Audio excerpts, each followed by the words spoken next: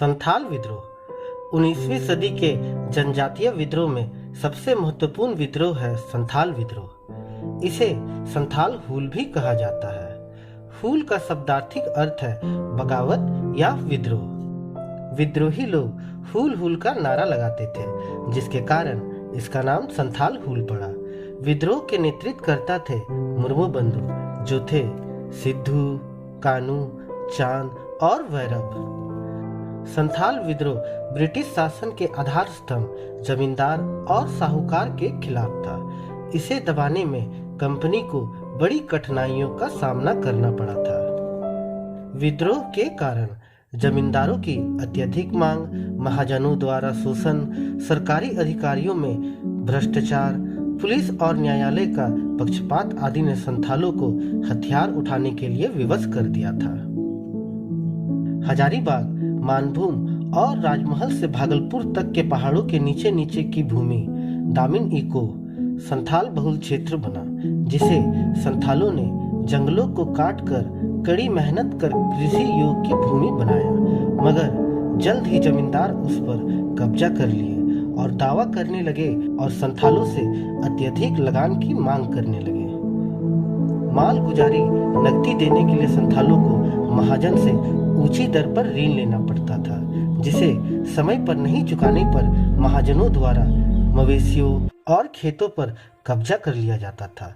Rail line बिछाने के काम से इनकार किए जाने पर संथालों को कोड़ी से पीटा जाता था।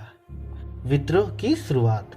विद्रोह की चिंगारी तब भड़की जब स्थानीय साहूकारों ने दरोगा महेश लाल दत्त की सहायता से मामूली चोरी करने के अपराध में कई संथालों को गिरफ्तार करवा दिया और जेल में विजय माझी नाम के एक संथाल की मौत हो गई। गुस्साए संथालों ने दरोगा महेश लाल दत्त की हत्या कर दी।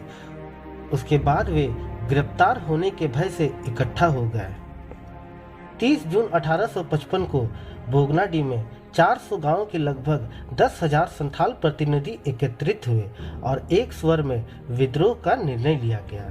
इस सभा में सिद्धू को राजा घोषित किया गया, कान्हू को मंत्री, चांद को प्रशासक और भैरव को सेनापति चुना गया।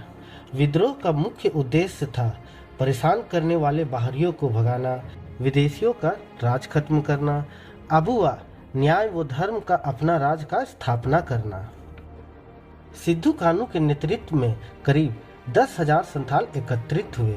एक माह में विद्रोह भागलपुर से बर्धमान तक फैल गया। बरहेट विद्रोही नेताओं का मुख्य केंद्र बना। दामिन इको संथाल परगना में नेतृत्व करता थे सिद्धू कानू, चांद और भैरव। हजारीबाग में नेतृत्व करता अर्जुन मांझी, लोबोई मांझी और भैरव मांझी थे। बीरभूम में नेतृत्व करता थे गोरा मांझी। विद्रोहियों का सफाया करने के लिए मेजर बारो के नेतृत्व में सेना भेजी गई। 16 जुलाई 1855 को पीरपैंती के मैदान में विद्रोहियों ने अंग्रेजों को करारी मात दी। उपद्रवी इलाके में मार्शल लॉ लागू किया गया और विद्रोही नेता को पकड़ने के लिए 10,000 का इनाम रखा गया। सबसे पहले 1855 में सिद्धू को पकड़ लिया गया और भागलपुर न्यायालय में मुकदमा चलाकर 5 दिसंबर को फांसी दे दी गई। चांद और भैरव को बरहेट में अंग्रेजों ने गोली मार दी।